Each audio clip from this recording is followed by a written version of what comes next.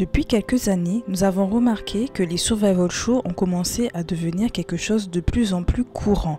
De nombreux groupes d'ailleurs proviennent de ces survival shows et certains arrivent à se démarquer tandis que d'autres finissent par tomber dans l'oubli ou par ne plus intéresser le public. Mais que s'est-il passé entre-temps ? Pourquoi soudainement les survival shows et surtout les groupes provenant de ces survival shows c'est devenu quelque chose d'aussi banal? Aujourd'hui vraiment on peut voir dans une même année plus de 5 à 10 survival shows et on a même du mal à suivre tous ces groupes qui en ressortent. Mais pourquoi et d'où ça vient? Et si tout cela provenait d'une seule et même idée de Mnet et d'un tout premier groupe qui est souvent peu cité parmi les groupes à succès de Mnet? Aujourd'hui nous allons parler de IOI. Let's secret.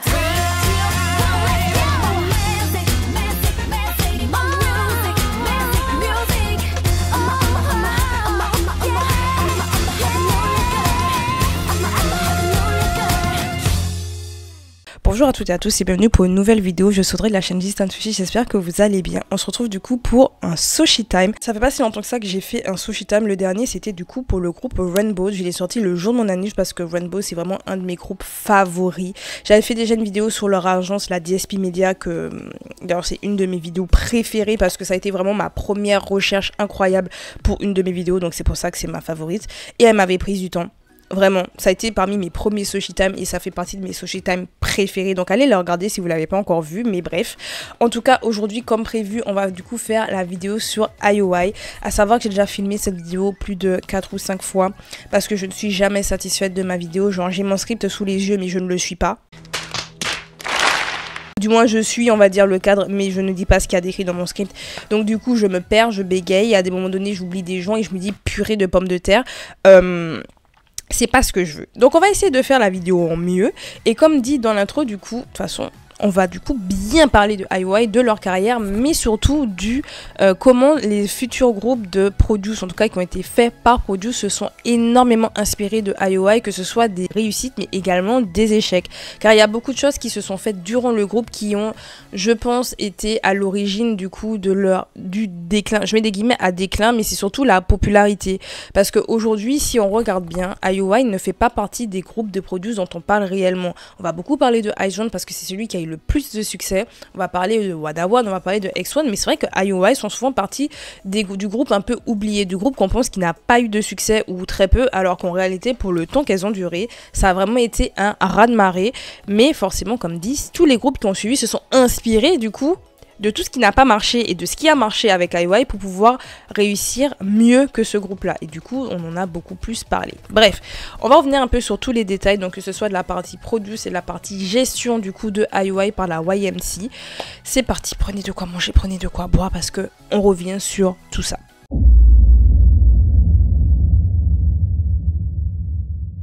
Nous sommes en novembre 2015 et la boîte de production Mnet est en train de réfléchir à un futur projet. À savoir que là, Mnet a beaucoup travaillé avec les agences de divertissement telles que JYP ou bien encore YG pour créer des téléréalités en mode survival show.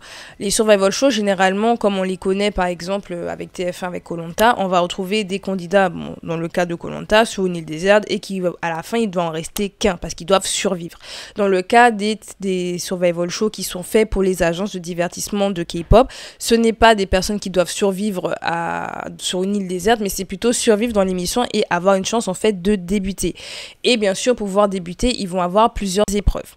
Donc parmi les candidats, on va retrouver du coup des trainees qui font partie des agences, donc que ce soit JYP avec 16, on va retrouver du coup des trainees qui font partie de la JYP Entertainment et dont JYP lui-même voit du potentiel et pense qu'elles peuvent débuter dans les mois à venir.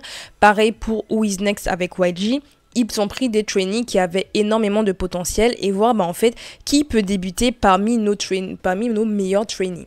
Mais pour la boîte de production Mnet, là, ils n'avaient pas d'agence en tant que telle avec qui travailler et ils se disaient mais nous on a quand même pas mal d'idées qui pourraient non seulement aider les agences mais également peut-être aider également des trainees à réussir dans l'industrie. Et pour eux, ça leur ferait énormément de vues et donc beaucoup d'argent.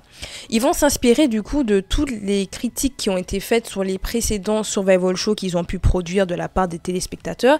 Parmi en fait les petites polémiques et les petites critiques que l'on a pu voir sur ces précédentes émissions, il y a quelque chose qui revenait assez régulièrement et ce sont le choix des membres des groupes.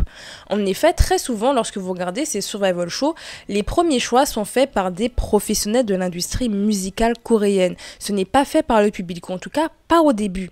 On va dire les 5 premiers épisodes en général, ce sont vraiment les professionnels qui décident de qui reste ou non dans l'aventure et c'est vers la fin où le choix du public sera réellement écouté. Sauf que le public, eux, il y a des personnes qu'ils ont appréciées, il y a des personnes qu'ils auraient aimé voir débuter dans le groupe et qui du coup n'ont pas pu rester aussi longtemps que prévu, malheureusement. Et c'est comme ça que Mnet va réfléchir à l'optique, mais pourquoi le public ne pourrait pas décider par eux-mêmes de qui aura la chance de débuter ou pas dans un groupe. Donc ça fera partie un peu de leurs petites idées. En autres idées qu'ils ont, c'est le fait de faire un groupe éphémère. On se rend pas compte, mais c'était assez unique à l'époque de faire un groupe qui ne durait pas 7 ans comme on a l'habitude, ou bien encore même 5 pour les groupes les moins longs. Et là, se dire qu'on aura un groupe qui durera moins longtemps que 5 ans, un groupe vraiment éphémère, c'est quelque chose d'assez inédit, qui va vraiment attirer l'œil et qui poussera du coup aux fans du groupe à être beaucoup plus investis. Parce que quand vous savez que votre groupe préféré ne pourra pas rester longtemps dans l'industrie, on se dit mais on va tout donner pour leur donner le maximum de trophées, le maximum de ventes, parce qu'on veut qu'ils ou elles réussissent. Et en dernier lieu, quelque chose qui était également innovant et qui a vraiment été la marque de fabrique du coup par la suite de Mnet pour leurs futures émissions, que ce soit Produce, Idol School ou bien encore actuellement Girls Planet Goo Goo Goo ou bien Boys Planet Goo Goo Goo, c'est le nombre de participants. Comme dit, Mnet c'est une boîte de production et non pas une compagnie de divertissement, donc ils n'ont pas de trainee à disposition. Mais étant donné qu'ils ont travaillé avec de nombreuses compagnies de divertissement, ils vont les contacter un à un et vont leur dire mais vous voulez pas vous faire un peu de pub? Parce qu'en réalité ce genre d'émission permet en fait à ces compagnies d'avoir un peu de publicité, surtout pour les compagnies qui sont très petites et qui n'ont pas les moyens de pouvoir faire de la promotion. Ce serait mettre en avant non seulement leur compagnie, mais également leurs trainees, et donc trainees qui pourraient débuter sous leur agence plus tard. Et de ce fait, ils vont contacter vraiment chacune de ces petites compagnies et plusieurs compagnies du coup répondront présents, ce qui leur permettra d'avoir un panel des plus immenses de candidats possible. Et c'est comme ça qu'on va se retrouver avec Produce 101 qui correspond en fait au nombre de participantes, vu qu'on va avoir 101 participantes. À savoir qu'en réalité, quand l'émission va réellement débuter, elles ne seront pas réellement 101 parce qu'il y a certaines participantes qui vont se retrouver dans des polémiques et donc du coup qui vont être éjectées très rapidement de l'émission. Mais c'est vraiment dû à des problèmes. Pareil que ce soit de la saison 2 ou même les saisons qui vont suivre. Très souvent, il va y avoir des polémiques sur certains trainees, que ce soit des histoires de harcèlement par exemple, et vous savez très bien que le harcèlement c'est très mal vu en Corée du Sud, très vite on va les écarter, même si ce sont des candidats ou candidates qui auraient pu aller très loin dans l'émission. Ce genre de polémique pourrait entacher toute l'émission et également les autres candidats, donc très vite on les met de côté, on les brouille, on fait en sorte qu'ils n'ont jamais existé. Mais bref, en tout cas l'émission va du coup débuter en 2016 avec en premier lieu la chanson qui va mettre en avant l'émission, qui sera Pick Me, dans lequel on verra du coup les 101 participantes danser et chanter sur cette chanson qui est du coup iconique, parce que jusqu'à aujourd'hui je pense que on est nombreux à la connaître.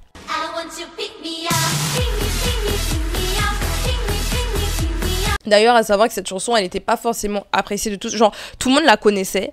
On connaissait tous la chanson et tous la chorégraphie, mais on va pas se mentir, il y en a plein qui la détestaient parce qu'en fait, elle était tellement efficace, elle restait tellement en tête qu'à un moment donné, ça fatigue. Ça fatigue fortement. Mais quand même, ça reste une des chansons les plus iconiques de l'émission. Et c'est quelque chose d'ailleurs qui va être reproduit à chaque saison. Et même avec les émissions hors Produce, donc Girls Planet et Boys Planet, ils vont avoir droit à leurs propres chansons également, qui auront aussi leur succès. Et on va pas se mentir que Pick Me saison 1... Voilà, en fait c'est iconique. C'est pas ma favorite, vous voyez, genre même à travers toutes les émissions qui ont été faites dans tous les pays, que ce soit Japon, Chine, etc. Mais c'est la plus iconique. Bref, en tout cas, on va débuter l'émission avec ce clip-là et ensuite, finalement, les épisodes vont sortir. Durant les premiers épisodes, Mnet fera en sorte de mettre en avant les candidates qui ont déjà un succès. Que ce soit des candidates qui ont participé à des émissions de chant et qui sont connues pour leur chant, des candidates qui ont été idoles et surtout des groupes qui, malheureusement, ont disband mais qui avaient énormément de talent. Également des candidates qui sont idoles, vu qu'on a eu des membres de Daya dans la première saison de Produce, et bien bien entendu, on a d'autres types d'émissions où on avait par exemple John Somi qui était dedans. Et en plus, JYP. Vous imaginez bien que vous avez des trainees qui viennent de grosses agences, ça attire également l'œil. Pareil pour les candidates qui étaient trainees par exemple à la DSP Media, les candidates qui étaient trainees à la Cube également, par exemple, ça fait partie un peu des grosses agences que l'on avait dans la première saison. Vous imaginez bien que ça attire également l'œil. Donc l'émission va fortement les mettre en avant dès le début et mettre vraiment de la compétition. Ça va pas s'arrêter là, on va avoir aussi beaucoup de moments vraiment iconiques, que ce soit lors des auditions et après durant les épreuves. Beaucoup de performances vont rester vraiment dans les annales et c'est ce qui va permettre en fait à l'émission de gagner en popularité et à faire en sorte que lors de la finale, on atteigne une part d'audience de 4,383%. Ce qui est énorme, à savoir que la saison 3 n'a jamais atteint cette part d'audience, la saison 4 non plus. La seule saison qui a réussi à dépasser cette part d'audience, et c'était vraiment à la finale, et encore, je crois que c'est à l'épisode 3 qu'ils ont vraiment dépassé la part d'audience, mais à la finale, ils ont atteint un palier qui n'a jamais été atteint, c'est-à-dire dans les 5,5 de part d'audience, quelque chose comme ça. Je mettrai le chiffre spécifique parce que je ne me rappelle plus exactement, mais c'était dans les 5, quelque chose de part d'audience, ce qui est énorme. On se rend pas compte de la popularité de la saison 2. La saison 2 vraiment a explosé la saison 1, mais les saisons 3 et 4 n'ont jamais explosé la saison 1. C'est pour vous dire vraiment que la saison 1 reste quand même plutôt iconique et reste vraiment la saison d'expérience, celle qui va vraiment être à l'image, qui va vraiment être l'image en fait de l'émission et qui va se poursuivre en fait les années suivantes et même avec Idol School ou bien encore Girls Planet, etc. Ce sera vraiment l'émission de base. En tout cas, nous nous retrouvons du coup à la fin de l'émission avec 11 participantes. Parmi les 11 participantes, on va retrouver des trainees de l'agence Fentajo avec Yu Yu Jung ou bien encore Kim Do-young. On trouvera des candidates qui faisaient partie de l'agence Jellyfish telles que Kim Se-jong ou bien encore Kang Mina. On retrouvera des participantes qui faisaient partie de l'agence Pledis Entertainment telles que Him Na-yeon ou bien encore Kyul Kyung. Alors je dis son nom coréen parce que son nom chinois je ne sais pas comment on le prononce parce que c'est Chechong, j'arrive pas à le prononcer, donc on dit Kyul Kyung. On va également retrouver Chonga qui fait partie de l'agence MNH. On va retrouver Kim So-ye qui faisait partie d'une agence d'acting. Je ne me rappelle pas du nom de l'agence, donc c'est pour ça que je ne vous le donne pas. On va également du coup avoir John Somi qui faisait partie de la JYP Entertainment, Yu Yu Jung qui faisait partie de la Starship Entertainment et Jung Chaeyeon qui faisait partie du coup de la NBK et qui était membre du groupe Daya. J'espère que je n'ai oublié personne. Si j'ai oublié quelqu'un, de toute façon, je mettrai son nom.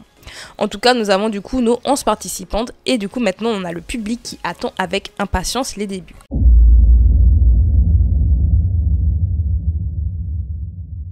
Dites-vous qu'avant même les débuts officiels du groupe, nous avons des entreprises, des entreprises de nourriture, des entreprises de cosmétiques, tout type d'entreprises qui vont commencer à contacter en fait le groupe, ou en tout cas l'agence YMC qui va gérer le groupe pour leur demander du coup des contrats, des contrats d'exclusivité en tant que égérie, parce que vous imaginez bien avoir un groupe tel que IOI qui a eu un succès aussi monstre avant même leur début, qui ont attiré l'œil du public, c'est tout bénef pour en fait ces entreprises et se mettre en avant. Et c'est comme ça qu'elles vont avoir pas mal de contrats avant même leur début. Donc elles devaient débuter du coup le 1er avril 2016 avec le titre Crush.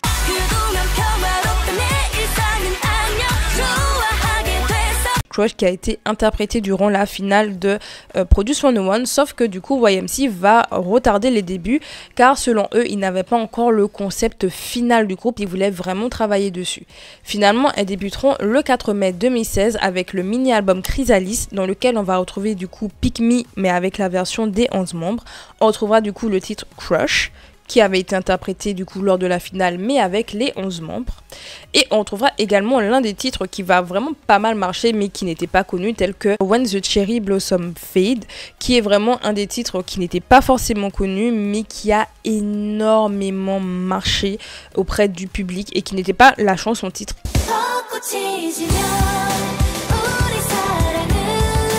Car la chanson titre qui va mettre en avant ce mini-album, ce sera Dream Girls.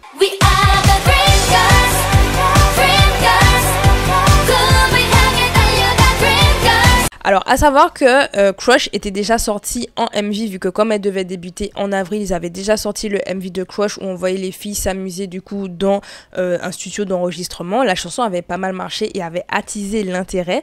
Mais c'est vrai que quand Dreamgirls va sortir, il y aura quand même une certaine part de déception de la part du public. Ça ne veut pas dire que le titre n'a pas marché, que le mini-album n'a pas marché, car on va avoir plus de 600 000 ventes pour 2016, c'est pas rien. Hein. Aujourd'hui, on se dit maintenant on a des millions de ventes, mais imaginez-vous un groupe qu'on connaît pas, un groupe qui débute avec 600 000 ventes, c'est incroyable. Généralement, les groupes ils débutent avec des 1000 ventes et on dit rien, 1000, 5000 ventes. Il y a des groupes actuellement qui débutent avec ce nombre de ventes-là parce qu'ils ne sont pas connus, ils viennent de petites agences, ils démarrent vraiment avec rien et c'est avec le temps justement et avec le succès qu'ils finissent par avoir un peu plus de ventes, surtout, je vous dis vraiment les petites agences. Donc imaginez-vous IOI qui vient de YMC, bon même si ça reste quand même elles viennent quand même d'une émission, mais quand même on est à 600 000 ventes. C'est vraiment pas rien. Donc l'attention était là, le public était là, mais c'est vrai que Dreamgirls en termes de concept, c'est un concept du coup cute, à savoir que le cube ça fonctionnait incroyablement bien, ça a toujours bien fonctionné, mais nous sommes en 2016 et j'en ai déjà parlé dans ma vidéo sur la DS Media et j'en ai parlé par exemple également avec les Rainbow et Cara. Quand vous regardez l'industrie à cette époque-là, certes ça marchait, mais il y avait déjà des groupes qui avaient leur pied totalement dans le cute et qui avaient vraiment une image spécifique, que ce soit J-Fun qui marchait très bien, vraiment J-Fun elles étaient au-dessus de tout. On avait aussi A-Pink, hein. Faut savoir A-Pink elles étaient toujours là et le cute ça marchait toujours aussi bien pour A-Pink. On avait Lovelyz elles avaient réussi à avoir une image et pareil pour Oh My Girl. C'était des groupes qui étaient là et qui avaient vraiment l'image du cute mais qui arrivaient à se distinguer des autres. Sauf que Dreamgirls, alors même si le MV nous rappelle un peu l'émission parce qu'on les voit toutes se dépasser dans certains domaines et c'est ce qu'elles ont fait en fait dans l'émission, c'est se dépasser par elles-mêmes pour pouvoir réussir, bah, même si ça rappelle ça et puis ça peut également rappeler d'anciens MV qu'on connaît, par exemple Into the New World. Moi vraiment Dreamgirls, pas en termes de chansons mais en termes d'imagerie, me rappelle un peu Into the New World. On pourrait se dire oui bon ils ont pris des choses qui marchent, il n'empêche que même si ce sont des thèmes qui pourraient marcher, ça reste simpliste, ça reste du déjà vu. Même la chanson, elle est sympa, mais sans plus. Donc là, l'agence va devoir du coup réfléchir au prochain comeback pour qu'elle puisse réussir parce qu'elles n'ont pas encore eu de win, à savoir. Elles n'ont eu aucun win dans des shows musicaux à leur début. Donc c'est là qu'ils vont réfléchir du coup au prochain comeback.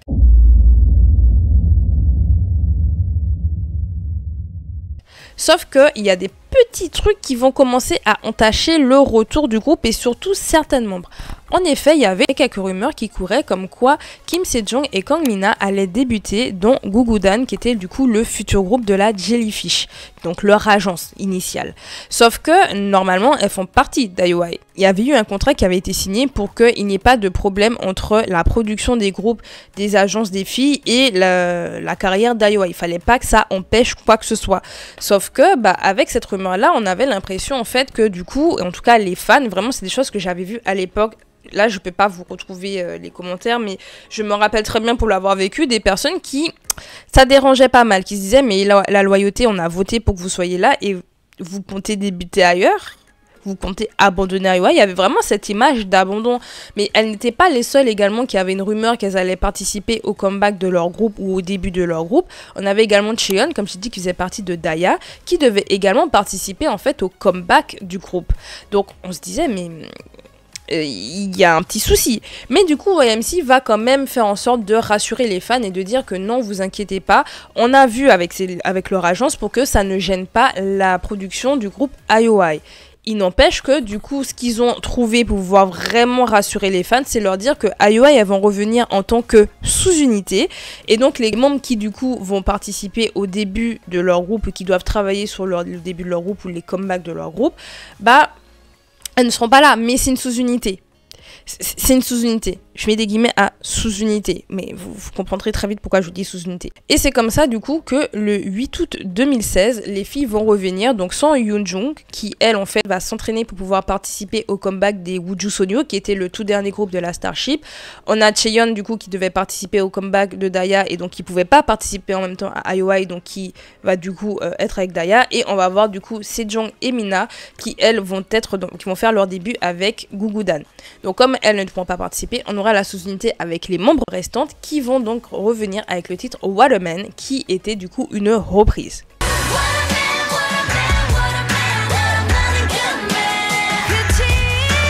À savoir que je pense fortement que YMC a voulu profiter un peu du fait qu'il n'ait pas toutes les membres et qu'il y ait une sous-unité pour pouvoir tester un nouveau type de concept. Parce que forcément, comme j'ai dit, Dreamgirls, ça a marché, mais c'était assez mid. Il fallait vraiment essayer de trouver ce qui pourrait correspondre au monde, mais ce qui pourrait en fait fonctionner. Et ils vont, comme on connaît avec toutes les sous-unités, on en a parlé par exemple pour Rainbow. Les Rainbow qui avaient par exemple un concept assez sexy, leur toute première sous-unité avait un concept à l'opposé, avait un concept très mignon pour justement un peu se différencier, qu'on se dise ok, c'est pas la même chose. Si on parle d'After School, d'ailleurs on parlera des After School dans la vidéo sur la playlist Entertainment, elles avaient par exemple leur première sous-unité qui était Orange Caramel, qui n'avait pas du tout le nom After School d'ailleurs, et qui avait un concept assez loufoque, assez mignon, alors que After School c'est un concept mature, un concept sexy, donc vraiment à l'opposé. Donc je pense qu'ils ont vraiment voulu utiliser le concept de sous-unité pour pouvoir explorer un autre type de concept. Mais comme je dis, pour moi, je dis sous-unité parce que toutes les sous-unités dont je vous ai parlé à côté avaient un nom différent. Ou même si tu avais le nom du groupe, tu avais quelque chose à côté. Rainbow Pixie, tu avais Rainbow Blacks, tu avais Orange Caramel. Voilà. Pour vraiment, genre même Sistar avait une sous-unité, Sistar 19. Sauf que là, elle s'appelait IOI. Donc sous-unité, je pense que c'était vraiment pour pouvoir rassurer les fans. Mais bon, c'est pas grave parce qu'en réalité, cette fameuse sous-unité et ce nouveau concept va fonctionner car elles vont gagner leur premier win dans l'émission The Show et elles vont réussir à avoir 5 wins du coup grâce à Waterman. Donc elles sont pas toutes là, mais elles ont quand même réussi à du coup gagner le cœur du public. Et vraiment, Waterman c'était quelque chose. Hein. Oh là là, si vous étiez pas là, vous n'avez pas vécu cette époque, vous pourrez pas revivre ça. Mais c'était quelque chose d'incroyable.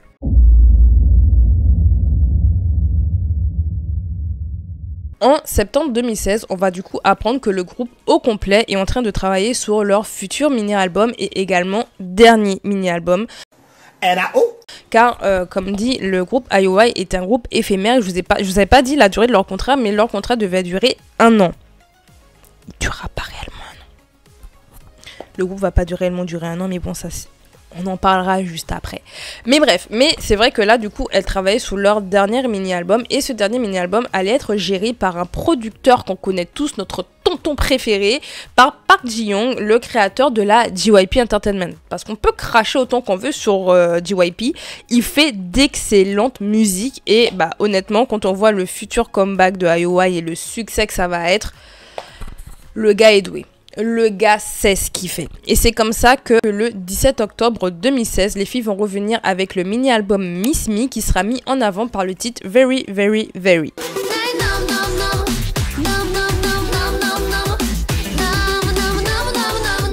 Aujourd'hui, quand on parle d'IOI, c'est d'ailleurs le titre que tout le monde se rappelle parce que c'est le titre qui a eu le plus de vues. Mais justement, on parlera des vues un peu plus tard dans la vidéo parce que ça fait partie un peu du succès oublié de IOI.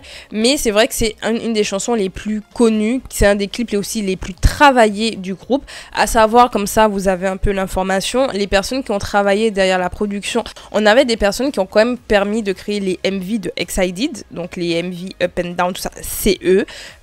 On a également les MV de Lovelyz, hein. Lovelyz, comme je vous ai dit, qui réussit dans la partie cute, bah c'est eux qui produisaient, genre Destiny, c'est eux, Wow, c'est eux. Pareil pour Oh My Girl, je vous ai dit, Oh My Girl, groupe cute qui marchait très bien, ou du moins qui arrivait vraiment à se distinguer parmi tous les groupes cute. L'ailleurs, bah c'est eux. Voilà.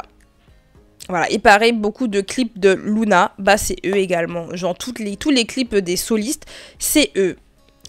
Voilà, donc pour vous dire, ils n'avaient pas n'importe qui derrière pour leur faire un MV de qualité, un MV travaillé. Donc non seulement ils avaient une très bonne production parce qu'on avait Park Ji-young derrière, mais également dans la production visuelle, on avait DJ PD.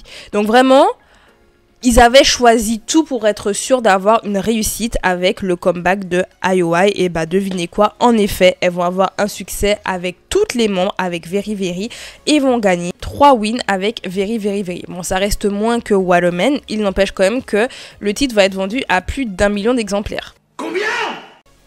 Voilà. On passe de 600 000 à 1 million.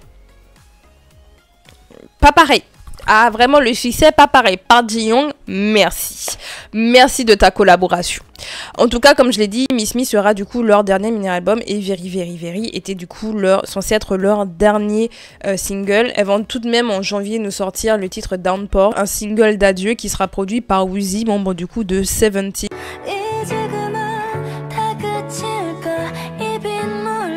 cette chanson très émotive, très sensible, qui nous rappelle tout le parcours qu'elles ont tout le parcours en fait d'IOI, que ce soit avec leur télé-réalité, que ce soit avec même Produce et tout ce qu'elles ont pu vivre. On va retrouver tout ça dans le MV. Ça va, franchement, je vous dis, cette chanson, elle me met mal, hein, parce que ça me rappelle toute une période, toute une époque qui est révolue, une époque qui est finie. Mais bon, il fallait bien que ça se termine. Elles vont faire des derniers concerts en janvier pour leurs fans et elles vont d'ailleurs gagner un win avec cette chanson. Il y aura 1 million de ventes également pour ce single et ce sera la fin de IOI. Alors le groupe, comme vous le voyez, elles ont fini en janvier 2017, alors qu'elles ont débuté réellement le 4 mai 2016. Donc logiquement, la fin d'activité du groupe aurait dû être faite en mai, sauf que ça s'est fait en janvier. Honnêtement, je pense que le fait que le groupe se termine plus tôt, c'est peut-être la discorde qu'il y a dû avoir avec toutes ces agences, parce que ça, c'est également un problème qui vont beaucoup travailler pour la poursuite, en fait, ou la suite des saisons, c'est comment travailler avec les agences. Parce que là, on se retrouvait quand même avec Starship, on se retrouvait avec Pledis, on se retrouvait avec Jellyfish, Fentajo, JYP, et je sais plus c'est quoi, la MNH et l'agence de Soye, là je me rappelle plus. Mais vous imaginez, vous retrouvez avec autant d'agences à gérer, enfin vous avez une agence qui gère un peu le tout. C'est super compliqué, surtout que parmi les membres, on en a certaines qui avaient déjà débuté, donc qui étaient vraiment sous plusieurs contrats, ce qui devait certainement compliquer en fait les futurs comebacks, parce que ce soit pour Sejong ou Mina, elles étaient dans un groupe également, et il fallait qu'elles comeback avec leur groupe, donc je pense que c'était beaucoup trop compliqué pour eux à gérer que le groupe dure vraiment un an, parce que justement, elles avaient des comebacks, pareil pour Daya, pareil pour Joo Sunyo, elles avaient certainement d'autres comebacks qui arrivaient et elles pouvaient pas gérer tout ça. Et ils ont vu, hein, même si Waterman a marché, ils ont vu comment le public a réagi en voyant les membres qui n'étaient pas là. Et ils se sont dit, on pourra pas refaire cette espèce de sous-unité là, je pense. C'est ma supposition, bien entendu. Et honnêtement, tout ça, ça a du coup, on va dire... Je trouve que ça a permis en fait au groupe d'avoir vraiment ce côté iconique. Je m'explique. Parce que du coup, elles n'ont pas duré un an. Elles ont quand même gagné plusieurs wins. Genre vraiment avec 2 titres, elles ont gagné plusieurs wins. Elles ont également gagné Rookies of the Year, si je dis pas de bêtises. Elles ont gagné des prix. Le groupe a duré moins d'1 an. Elles ont gagné des prix partout. Elles ont eu les millions de vues sur plusieurs MV, mais le problème c'est que c'est YMC qui avait les droits en fait de IOI. Leur clip était également diffusé sur OneSec Music. Je pense que vous connaissez OneSec, genre souvent c'est là qu'on trouve les MV de K-pop. Ils sont diffusés là-dessus, mais ils sont également diffusés sur les chaînes personnelles des groupes. Mais souvent à l'époque, surtout, on regardait les clips sur OneSec et non pas sur les groupes, sur les chaînes des groupes. Donc forcément, les clips ont été supprimés. Bah forcément, donc du coup, les millions de vues qu'on avait vues à l'époque ont disparu. Et donc c'est pour ça qu'aujourd'hui, on n'a que Very Very comme succès et qu'on a vraiment l'impression que c'est ça qui a le plus marché pour IOI, alors qu'au final, c'est Waterman. La chanson qui a le plus marché pour IOI, ça a été Waterman. Mais c'est parce que on n'a plus les preuves, entre guillemets preuves, surtout qu'aujourd'hui, on va pas se mentir, les fans de K-pop se basent énormément sur le nombre de vues et le nombre de ventes. Si on regarde le nombre de ventes, elles ont eu des millions de ventes. Donc IOI n'ont pas flop. IOI n'ont pas réellement flop, elles ont eu un succès monstre, elles étaient même à la K-Con, elles étaient venues en France et tout. Et vraiment, je vous dis, IOI, c'était un phénomène. Je vous ai dit, à peine elles avaient débuté, elles avaient déjà eu plusieurs contrats avec plein d'entreprises parce qu'ils savaient que IOI allait marcher. Et vraiment au point où on se dit quand même que par la suite... Les membres qui ont été dans IOI, elles ont eu un succès sur le moment, mais ça n'a pas perduré parce que derrière ça, il y a également la gestion de leurs agences. Et la gestion de leurs agences, bon, quand on a Pledis, qu'on a Starship derrière, etc., qu'on a Fentajo, enfin... elles n'étaient pas non plus sous de très bonnes agences qui ont fait qu'ils n'ont pas su réellement surfer sur le succès en fait des filles, et je pense que c'est ce qui a fait aussi qu'aujourd'hui on a l'impression que ça n'a pas tant marché que ça, alors que regardez, Somi, elle est encore là, hein. Même si on critique Somi et tout, en réalité en termes de succès c'est celle qui a l'une de celles qui a le plus réussi avec Chungha parce qu'elles sont encore là. Sejong aussi elle a réussi, mais c'est dans l'acting, même pas dans la musique. La Go elle a une voix incroyable, on la connaît pour l'acting. Ce sont celles qui ont vraiment, on va dire, le plus réussi. Même si elles sont toutes toujours connues. En fait, c'est ça le truc, c'est qu'elles sont toutes toujours aussi connues. Mais les agences dans lesquelles elles ont été n'ont pas réussi à faire, en fait, à rester sur le succès de IOI. Donc on a vraiment cette impression dans l'inconscient collectif de se dire mais en fait le groupe n'a pas tant marché que ça parce que quand on regarde la suite, bah elles sont pas si relevant que ça. On a l'impression avec le nombre de vues du coup qui a l'air assez bas que bah IOI ça a pas marché alors que juste bah les anciens clips ont été supprimés donc on n'a pas le réel nombre de vues qu'il y avait à l'époque. Et je vous dis, je me rappelle plus du nombre de vues exact, mais je sais qu'on était déjà dans des millions sur chacun de leurs MV parce que l'engouement il était là pour IOI. Mais malheureusement, bah, la manière dont ça a été géré, ça n'a pas été bon. Pareil sur le concept. Honnêtement, je pense que quand on regarde comment ça s'est passé avec IOI, genre Dreamgirl, c'était très fade. C'était vraiment un concept cute fade. Waterman, c'était le test pour voir est-ce que le sexy girl crush, ça marche. Ça a marché. Ils sont revenus avec un concept cute parce que bah, JYP fait très bien ça. Bah, le titre devait être pour Twice. Hein. Very, very, very devait être pour Twice à la base. Ça a super bien marché parce qu'il sait y faire avec le cute et on l'a donné la production à quelqu'un qui sait y faire.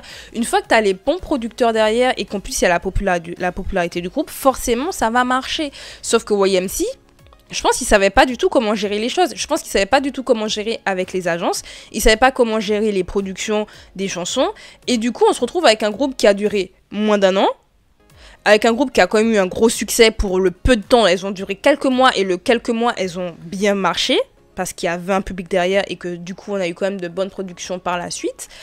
Mais c'est vrai que on voit qu'ils tâtonnaient. Voilà, on voit qu'ils ont tâtonné au fur et à mesure et en fait, ils se sont vraiment inspirés de tout ce qu'ils ont fait avec IOI pour que One on One ça marche mieux et que IZ*ONE ça marche encore mieux, surtout que IZ*ONE était en plus produite en même temps par le producteur de AKB. Donc, elles étaient très bien loties. Mais du coup, ils se sont dit, bon, le concept, on l'avait pas, mais pour les prochains, on va vraiment réfléchir à un concept et que le groupe s'y reste à ce concept-là. On va faire en sorte aussi que le groupe dure plus longtemps parce qu'elles n'ont pas duré assez longtemps. Donc, on va faire en sorte que le groupe dure plus longtemps et surtout que les membres du groupe ne débutent pas dans d'autres groupes en même temps ou n'aient pas d'autres carrières en même temps parce que vraiment, je vous assure, ça a été un traumatisme en fait pour les fans de se dire mais en fait, les membres que j'ai choisis, bah elles abandonnent. En fait, en gros, j'ai voté pour toi mais tu restes pas là. Moi, j'ai voté pour que tu sois là, pas pour que tu sois ailleurs, en fait. Et vraiment, je vous dis, je pense même que ça a eu un fort impact sur Gugudan par la suite. Et le fait que Gugudan a eu beaucoup de problèmes. Bon, il n'y a pas eu que ça parce que Jellyfish est vraiment mauvaise agence. Mais on en parlera dans la vidéo sur Gugudan parce que le script était également déjà fait. Donc on en parlera à ce moment-là. Mais ça a vraiment été un traumatisme. Et c'est pour ça, vraiment, si vous regardez, dans One on One, il y avait un membre qui faisait partie de New East. Vous savez ce qu'ils ont fait, Pledis? Bah, Pledis, déjà, ils n'avaient pas fait débuter leurs membres qui étaient dans IOI. Déjà, eux, ils les avaient pas fait débuter cette année-là. Ils ont fait débuter après. Mais ils se sont dit, ils ont vu tout le backlash que ça a eu, hein, parce que New East avait regagné en popularité grâce à Produce. Ils se sont dit, on va faire une sous-unité. Voilà, en attendant que l'autre, là, il est dans One on One, ben, on fait une sous-unité. Tout simplement. Aussi simple que ça. Pareil pour IZ*ONE. Combien de membres auraient pu faire partie de groupes genre Yena? Yena, elle aurait pu faire partie de Everglow. Elle n'a pas débuté dans Everglow. Du coup. Vous voyez? Donc vraiment, je pense qu'après, ils se sont inspirés de ça. Ils se sont dit, bon, problème de concept, problème de partage en fait du groupe avec les agences, problème de production.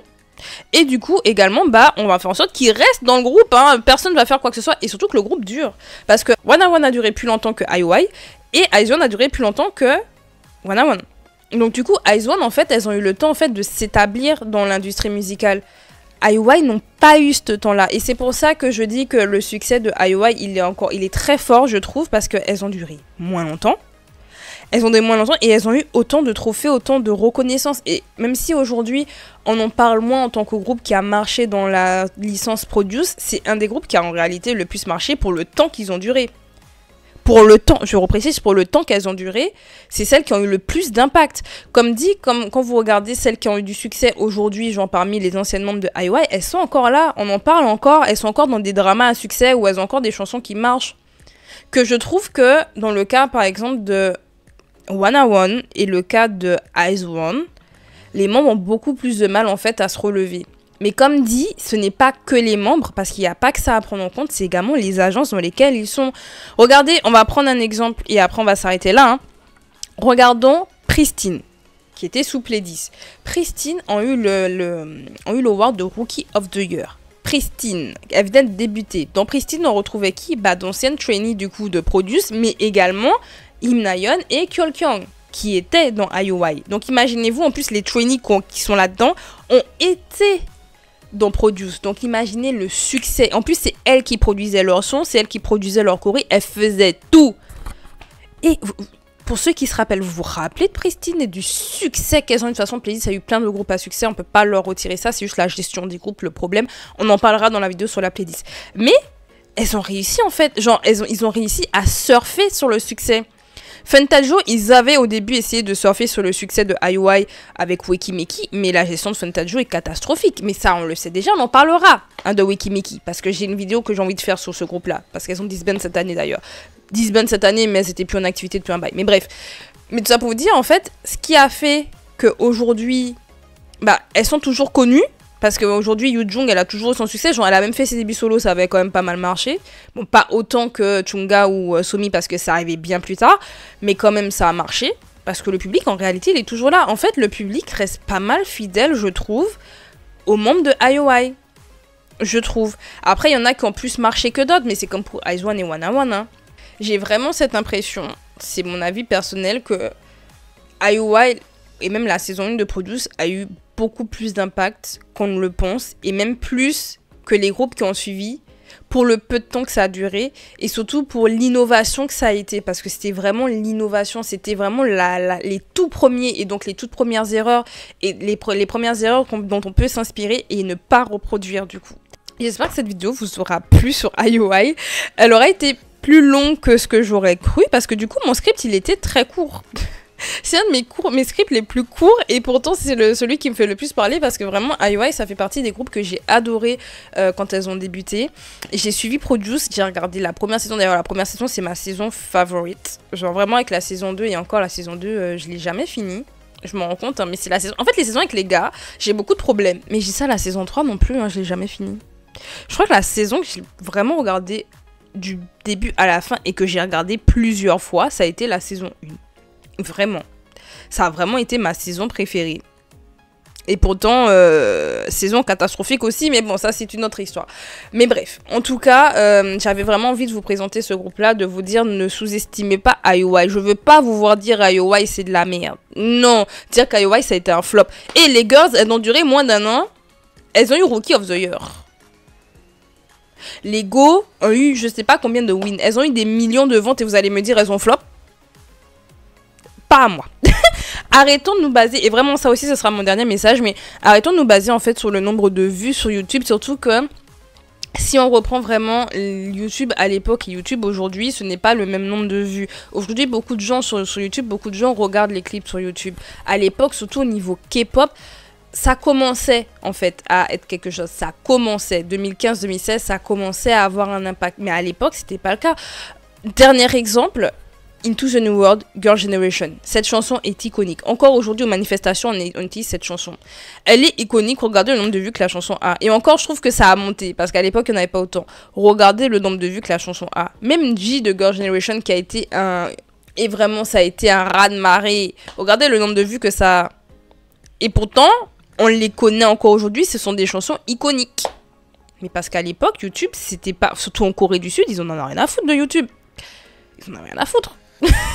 C'est vraiment après qu'ils se sont dit, ils ont commencé à avoir le succès, ils se sont dit bon ben on va commencer à vraiment poster nos clips dessus et à mettre des titres en anglais. Je sais pas si vous voyez l'évolution de la K-pop, vraiment entre à l'époque et aujourd'hui c'est pas la même chose. Donc ne nous basons pas seulement sur un nombre de vues, même le nombre de ventes ne veut en réalité rien dire du coup, vu que entre aujourd'hui et maintenant, les ventes et même les streams c'est pas la même chose. Rainbow, si vous regardez, je vous dis, elles ont eu quand même un bon succès, et on en parlera même avec Nanmusiz, hein, mon script est quasi fini. Nanmusiz, c'est pareil, elles ont quand même eu un succès, leurs chansons ont quand même marché, c'était pas non plus le succès, mais elles ont quand même marché. Mais si vous regardez le nombre de ventes, genre même moi j'ai été choquée, je me suis dit, elles ont eu que ça de ventes. Et pourtant, ça a eu un impact. Bon, en dehors du fait que j'adorais Nanmusiz, hein, donc forcément je les connais. Mais même en dehors de ça, elles ont eu un impact. Aujourd'hui, on connaît encore Nanmusiz. En dehors de leur documentaire traumatisant, hein, mais on connaît encore Nanmusiz. Et pourtant, le nombre de ventes et de streams, à l'époque, hein, vous regardez à l'époque. Donc du coup, ne nous basons pas que sur ça pour pouvoir se dire qu'un groupe a marché, c'est vraiment sur ce qu'on en parle encore aujourd'hui. Est-ce que du coup, ces artistes-là ont toujours un impact aujourd'hui? SIS, c'était il y a machin combien d'années? Les membres là, elles sont encore connues. Pour vous dire, vous voyez, genre vous allez regarder leurs clips aujourd'hui, elles n'ont pas les 100 millions de vues. Pourtant, impact. Bref, je vais m'arrêter là. En tout cas, j'espère que la vidéo vous aura plu. Pour les prochains Soshi Time, logiquement, il devrait du coup en avoir un sur Gugudan.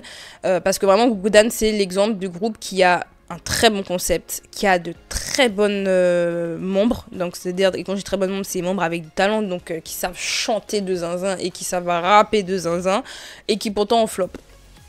Vous voyez, comme quoi le concept ne fait pas tout et le talent ne fait pas tout. C'est ça qui est dommage. Ça ne fait pas tout. Il y a également comment le groupe va être produit et comment le groupe va arriver en fait à capter le cœur des gens. Donc ça joue énormément dessus. Pareil, Nine Muses, alors ce sera peut-être pas cette année le Soshi Time sur Nine Muses, ce sera peut-être l'année prochaine. Mais en tout cas, on va parler du coup de ce groupe-là et comment la production d'un groupe et surtout vraiment l'agence a un impact énorme sur le succès d'un groupe et sur comment on perçoit ce groupe là. Donc vraiment on en parlera un peu plus dans ces vidéos là.